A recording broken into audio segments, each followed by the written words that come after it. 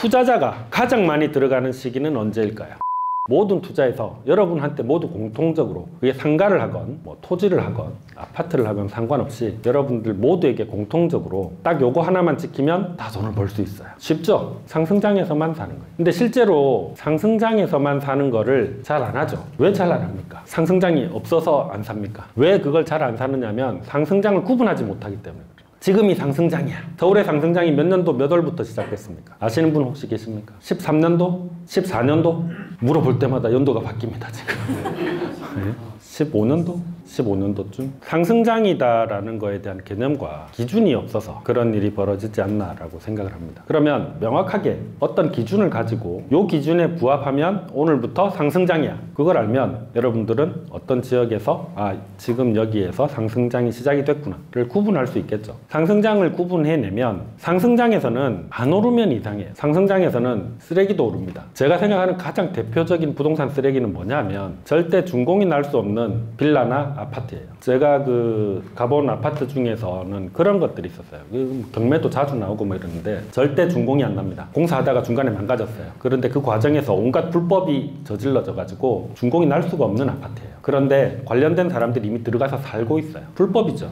미준공된, 미승인된 건물에 들어가서 살면 불법이에요. 그런데 못 쫓아내죠. 그러니까 그 사람들이 엘리베이터도 없는 아파트에 자기들이 샤시를 해서 갖다 붙여놓고 그러고 살아요. 그런 아파트도 상승장에서는 가격이 오릅니다. 토지가 안 오를까요? 상승장에서. 저 시기에는 안 오르는 게 없어요. 뭘 사도 됩니다. 그러면 상승장에서 투자를 해야 되는데 핵심은 상승장을 구분하는 것. 그리고 상승장을 찾기 위해서는 그럼 뭘 해야 되느냐. 제가 기본적으로 상승장을 찾기 위해서는 이 아파트라는 상품, 아파트 시장의 상승장을 찾기 위해서는 아파트 시장의 상품, 아파트라는 상품의 특징이나 사이클, 패턴, 그리고 가격 결정 요소를 이해하면 아파트라는 상품의 상승장을 찾기가 쉬워지지 않을까 그렇게 생각을 했죠. 아파트라는 상품의 특징, 제가 생각하는 가장 큰 특징은 뭐냐면 아파트가 무겁다라는 거예요. 부동산 참 무겁잖아요. 그게 그 상품의 특징이에요. 그래서 가격이 올라간다. 예를 들어 상승장이 온다. 그러면 다른 상품 같은 경우에는 대표적으로 주식이라든지 뭐 호재가 딱 떴다. 바로 시장이 미친 듯이 반응을 하죠. 쫙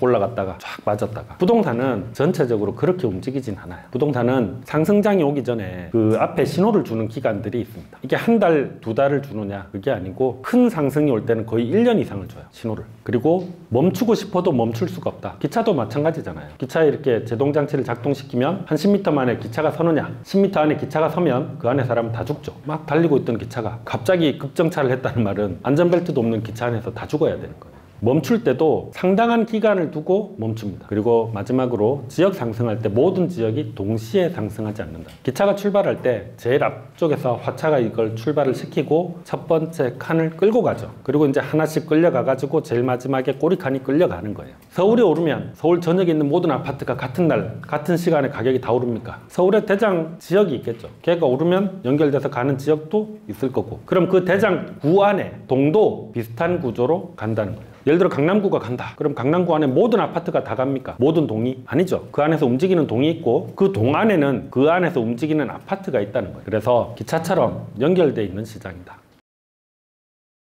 그리고 아파트 사이클이 나옵니다. 이거는 이제 말이 긴데 조금 압축해서 이야기하겠습니다. 이건 가장 기본적인 구조를 좀 이렇게 풀어놓은 거고요. 특징을 두 가지만 말씀드리겠습니다. 첫 번째는 상승장이 현재 진행된 것들이 보통 두 가지 패턴을 지닙니다. 한 가지는 수급장입니다. 수급장이라고 하면 실제로 집에 대한 수요가 터져가지고 그걸 찾는 거죠. 그런 상품을. 그러니까 이 시장에서 주로 거래가 되는 거는 실물입니다. 실물. 내가 들어가서 살 수 있는지, 그런 집들의 거래가 원활하고 그런 집들의 가격이 빠르게 움직입니다. 근데 그게 시간이 지나면 건설 경기가 활성화가 되기 시작하면 유동장으로 넘어갑니다. 유동장으로 넘어가면 주로 거래가 되는 게 어떤 거냐면 분양권, 입주권, 어떤 권리죠. 내가 지금 당장 들어가서 살 수가 없어요. 내가 지금 들어가서 살 수는 없지만 돈 벌기 위해서 하는 거죠. 그런 장이 열립니다. 그리고 요 단계 하나하나가 요게 끝나면 그 다음 시작이 되고 요게 끝나면 그 다음 게 시작되고 그런 형태로 진행되는 게 아니에요. 동시에 진행이 됩니다. 부산 같은 경우에는 현재 어떻게 진행이 됐냐면 공급 물량 폭증하고 하고 입주 물량 증가, 전세 하락, 매매 가격 영향 요게 동시에 다 진행이 되고 있어요. 서울은 어떻습니까? 이게 없죠. 공급 물량 폭증이 입주 물량 폭증 뭐 이렇게 없죠. 이거 지역별로 뭐 헬리오시티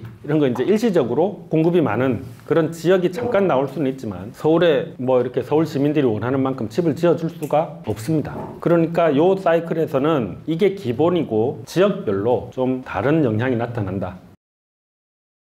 대세 상승장의 조건이라고 해서 평균 거래량보다 1.5배에서 2배 이상 거래되는 구간이 발생해야 됩니다. 저런 구간이 발생을 해야 쌓여있는 매물이 갑자기 확 다 소진이 되겠죠. 그리고 그 다음이 이런 거래량 상승이 최소 3개월 이상平均치를 넘어서 계속 지속이 돼야 돼요. 자, 세 번째, 상승되는 가격은 최소 5%를 넘어야 되고요. 이 상승되는 가격이 5%를 초과하는 이 기간이 6에서 8개월 정도 가야 됩니다. 그러니까 연속적으로 계속 시장이 여러분들이 못 느끼고 있는 사이에도 계속 움직이고 있어야 된다는 거죠. 거래도 되고 찔끔찔끔 가격도 오르고 그런 것들이 연속이 돼야 됩니다. 그럼 실제로 이제 이걸 확인하는 절차는 어떻게 되느냐 보시면 저희는 자체적으로 서울의 상승장 시작을 2015년도 3월이라고 보고 있습니다. 그게 요쯤이에요. 요쯤인데 그 앞에 보면 거래량이 많이 증가한 구간들이 있습니다. 그리고 지수가 꾸준히 상승을 해가고 있는 과정을 볼 수 있습니다. 밑에 이거는 면으로 처리가 된 거는 평균 거래량이고요. 선으로 거래가 된 거는 이제 그 달의 실제 계약 건수입니다. 그러니까 여러분들이 언론에서 보는 뭐 이달에 몇 건이 거래가 됐어요 하고는 조금 다른 숫자입니다. 그러니까 이게 기차가 가속을 붙이기 위한 절차에 들어간 거죠. 지금 거래량이 늘어나고 느리지만 가격이 꾸준히 움직이고 있고 그리고 기차처럼 강남이 먼저 움직이느냐 분당이 먼저 움직이느냐 뭐 이런 거 이야기 나오면 기본적으로 대장이 먼저 갑니다. 그런 것들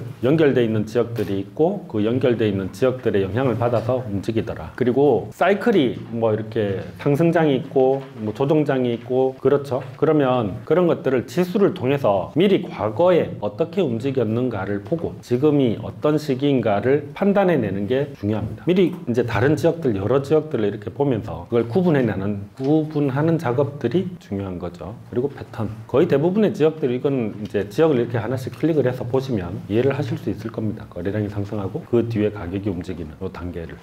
그리고 가격 결정 요소. 제가 그래서 한 가지만 가지고는 가격이 결정되지 않는다라고 말씀드리잖아요. 그러면 여러 가지를 같이 비교를 해봐야 되는 거죠. 근데 저희 그 지역 분석 이렇게 들어가면 제일 첫 번째 화면에 네 가지가 기본적인 내용으로 들어가 있습니다. 그 네 가지가 뭐냐면 지수와 거래량, 미분양, 입주 물량. 이게 이제 기본적인 네 가지로 들어가 있어요. 그러면 그 뒤에 뭐 상세 거래 내역이라든지 뭐 이런 거를 안 보더라도 기본적인 요것만 보면 아, 이 지역이 현재 어떻구나 가 대략적인 감은 오실 거예요. 그 뒤에 뭐 세대수라든지 PIR이라든지 매수 매도 지수, 거래 회전율 이런 것들은 일단 앞에 네 가지를 다 이해하신 뒤에 그 뒤에 하나씩 살펴보세요. 그러니까 차트를 보는 거가 눈에 익숙해져야 돼요. 그 뒤에 이제 저희 같은 경우에는 아파트 가격이라든지 지수를 면적별로도 쪼개놓고 연차별로도 쪼개놨어요. 근데 이제 이런 거 보는 거가 안 익숙한데 이걸 이제 보기 시작하면 선이 여러 개가 막 이렇게 나오니까 어려워요. 그래서 앞에 거 먼저 이해를 하시고 그 뒤에 이제 한 개씩 살펴보시면 됩니다. 그럼 매수 매도 지수 이거는 저희가 만드는 게 아니고 KB에서 나오는 거를 좀 보기 편한 형태로 바꿔놓은 거예요. 파란색은 뭐 집을 팔겠다, 빨간색은 집을 사겠다. 팔겠다는 사람이 많아지고 사겠다는 사람이 적어지면 시장 분위기 별로 안 좋은 거죠. 근데 만약에 이게 역전이 돼서 빨간색이 이렇게 쭉 올라가 있고 파란색이 바닥으로 쭉 내려가 있으면 집을 살려는 사람만 있고 팔려는 사람은 없는 상황이고 가격이 오르고 있겠죠. 그런 겁니다. 거래 회전율은 뭐냐면 예를 들어서 강남구 안에서 뭐가 이렇게 거래가 됐어요. 그러면 강남 안에 동이 여러 개가 있죠. 그럼 그 중에서 거래가 가장 잘 되고 있는 데는 어디일까요? 그런 것들을 이제 이 거래 회전율로 비교를 해보는 거예요. 어디는 1%가 거래가 됐는데 한 달에 어디는 0.3% 거래가 됐더라. 거래가 많이 된 데가 좀 더 안전한 지역인 거죠. 대세 상승장이 언제였는지 한번 볼까요? 어딜 볼까요? 서울은 아까 이야기가 나왔으니까 안 해도 될 것 같고요. 대구 한번 볼까요? 대구 같은 경우는 일단 거래량, 일단 저는 거래량부터 먼저 봅니다. 거래량이 이렇게 돼 있었네요. 그쵸? 멀티 차트를 보니까 이랬다. 그러면 아, 이때 뭔가 조금 11년도, 12년도, 13년도, 14년도 뭐 이때 2009년도 이때도 뭔가 많이 활발했죠. 16년도 이후에는 뭔가 조금 안 좋았고 이런 모습이었네요. 그래서 지인지수를 켜서 한번 다시 보겠습니다. 보시면 거래량이 이때부터 활발하게 터지면서 가격이 쭉 올라갔네요. 그쵸? 이렇게 많이 올라갔죠. 그쵸? 정말 많이 올라갔습니다. 거래량도 계속 월 평균 거래량을 상회하는 게 계속 나오죠. 계속 한 번도 밑돈 적이 없네요. 2009년부터 쭉 보면은 한 번도 월 평균 거래량을 밑으로 찍은 적이 없습니다. 네, 엄청났죠. 이게 15년도 9월, 10월 요 정도까지 아주 쉼 없이 달려왔네요. 대구가 보니까. 그쵸? 그러면 수요 공급도 한번 보겠습니다. 수요 공급도 한번 보면 이런 분위기였군요. 그쵸? 네, 공급량이 계속 줄어들고 수요량이 지금 여기까지만 나와 있는데 아마 이때도 크게 다르진 않았을 겁니다. 거의 일직선과 비슷하다고 보면 될 것 같고요. 이렇게 계속 공급이 부족했구나. 이런 것들을 알 수가 있겠네요. 이때가 대세 상승장이었겠네요. 그쵸? 이때 거래량 2배 이상이 터지는 기간이 계속 나와주고 그리고 매매가도 찔끔찔끔 올라가고 계속 뭔가 움직임이 보이는 이 시기 이때였겠네요. 1번, 2번, 3번, 4번이 있습니다. 요즘 저는 이거 가면 항상 물어봅니다. 자, 1번, 2번, 3번, 4번 요 빨간색은 가격이라고 보시면 됩니다. 가격이 올라가는 시기가 있고 하락하는 시기가 있고 다시 올라가는 시기가 있고 하락하는 시기가 있고 투자자가 가장 많이 들어가는 시기는 언제일까요? 1번 손 한번 들어보실래요? 1번 2번, 3번이 제일 많아요. 3번이 제일 많고 1번에 손 드셨어요. 전에 강의 들으셨던 분이면 이거 분명히 기억을 하셔야 되는데 투자자가 많이 들어가는 시기가 그러니까 전체 이렇게 거래되는 아파트 비율에서 투자자의 비중이 높은 때가 2번하고 4번입니다. 2번하고 4번입니다. 그러면 일반인이 집을 많이 사는 시기는 언제일까요? 1번, 일반인이 집을 많이 사는 시기, 일반인이 매수를 많이 하는 시기 1번. 2번에서 많이 산다. 뭐 2번은 이미 답을 이야기했으니까 그럼 답이 몇 번이죠? 3번이죠. 투자자의 비중이 높은 게 2번, 4번이니까 1번 아니고 2번 아니고 4번 아니면 3번밖에 없잖아요.